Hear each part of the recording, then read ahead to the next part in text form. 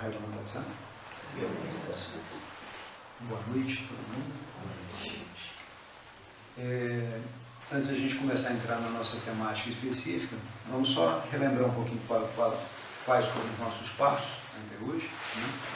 Nós começamos no nosso primeiro encontro definindo um pouco o yoga, né? Desde as definições mais populares, as definições mais eruditas, desde as definições mais simplistas em relação ao yoga e os seus efeitos, quanto a definições onde que mostram a profundidade do universo que o yoga pode atuar sobre a nossa natureza humana. Né?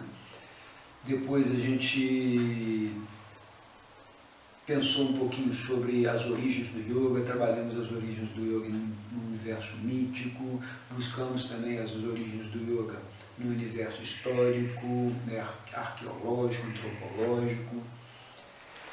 Falamos um pouquinho também, né, dessa construção do yoga, né, desde a antiguidade até a modernidade, as diversas ramificações do yoga e os formatos que ele tomou hoje no nosso cotidiano. Chegamos um pouquinho também, né, no pensar um pouquinho sobre a história da Índia, sobre a antiguidade indiana. E hoje a gente ficou de falar um pouquinho sobre a estrutura teórica, filosófica, a estrutura cultural, o imaginário que sustém o yoga num contexto, né, vamos dizer, cultural, que é a literatura indiana, o hinduísmo e as vertentes, né, dentro desse contexto. Vocês chegaram a pesquisar alguma coisa nesse sentido? Eu assisti um pouco o vídeo. Da Swami Satsang. Aí, no caso específico dela, a gente trabalhou o yoga, né, conectado com o universo do Tantra. Uma das conexões do yoga. Tem outras que a gente vai falar um pouquinho sobre ela hoje. O vídeo, a vinda dela aqui foi um momento muito especial. Né? Vocês conseguiram perceber, acredito eu, a grande sabedoria, a grande, né, inspiração e o conhecimento. E uma serenidade, né? Swami Satsang é uma pessoa muito especial. Né? E com uma coisa maravilhosa, que é uma experiência concreta. Né? Swami Satsang não é uma intelectual.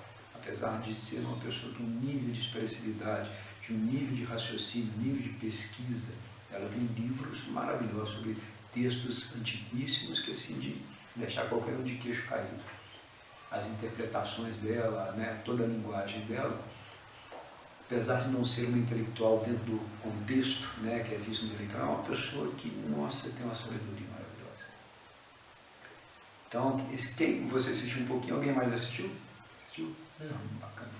Então a gente pode pegar um desses momentos para tirar alguma dúvida ou tentar esclarecer algum desses pontos, né, do DVD da fala dela e também entrar, né, no nosso cânone literário indiano, nesse processo de construção do que a gente chama de hinduísmo. Alguém pesquisou especificamente sobre hinduísmo? Pesquisei entrando nos Vedas, na literatura, aí começou a aparecer todas as subdivisões e tanta coisa, né? Mas pegando ali a partir dos Drávidas, surgem os Vedas, os 4 Vedas, e aí tem um deles. Aí entram começam a surgir outras escrituras para tornar mais, sabe? Isso, é como se fosse uma contínua reconstrução do conhecimento, né, uma adaptação desse conhecimento ao contexto, né, ou ao momento social que a cultura indiana estava vivenciando. Isso. Olha, vamos pensar o seguinte, nós chegamos à conclusão que essa experiência cultural hoje que a gente chama de yoga é antiquíssima. Né? Vem a partir de uma construção social, vem a partir de uma vivência, e essa vivência ela foi codificada. Ela foi codificada numa literatura, a princípio oral, né? E que depois se tornou uma literatura escrita, né? A princípio em línguas arcaicas, depois padronizada numa língua construída intencionalmente, que foi o sânscrito, E dessa primeira literatura que era oral, outras literaturas, outras leituras foram surgindo, né, e criou a diversidade que é hoje o cânone literário hindu. Começamos com os Vedas. O que é Veda? Literalmente, conhecimento. Mas conhecimento de quê? Conhecimento sobre a própria vida, né? Os vários aspectos distintos que nossa vida tem, né, a nos oferecer. Desde os mais práticos, que é como sobreviver, como lidar com a matéria, como lidar com as coisas do cotidiano, né? Como interagir com o outro, como utilizar ervas, como utilizar ritos, enfim, vai uma grandiosidade enorme de experiências antiquíssimas que vão sendo repassadas, né? E até chegar às reflexões mais profundas que o ser humano sempre teve em relação à sua existência, né? Que é aquela velha pergunta que todos nós fazemos: qual o sentido? Né? Qual o início? Qual será o fim? Ou qual a continuidade? Que a gente vai elaborando em muitas perguntas, né?